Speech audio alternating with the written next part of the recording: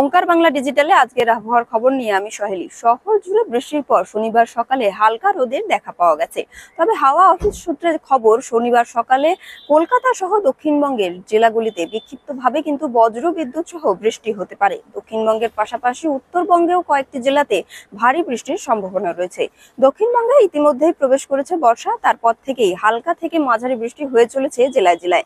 আবহাওয়া দপ্তর জানিয়েছে, শনিবার থেকে 26শে জুন অবধি কলকাতা সহ দক্ষিণবঙ্গের সব জেলায় হালকা থেকে মাঝারি বৃষ্টির সম্ভাবনা রয়েছে। আগামী সপ্তাহে সোম ও মঙ্গলবার ভারী বৃষ্টি না হলেও 25শে জুন বুধবার বিভিন্ন জেলায় ভারী বৃষ্টির সম্ভাবনা রয়েছে। অন্যদিকে উত্তরবঙ্গেও 26শে জুন পর্যন্ত কিন্তু থাকছে বৃষ্টির সম্ভাবনা।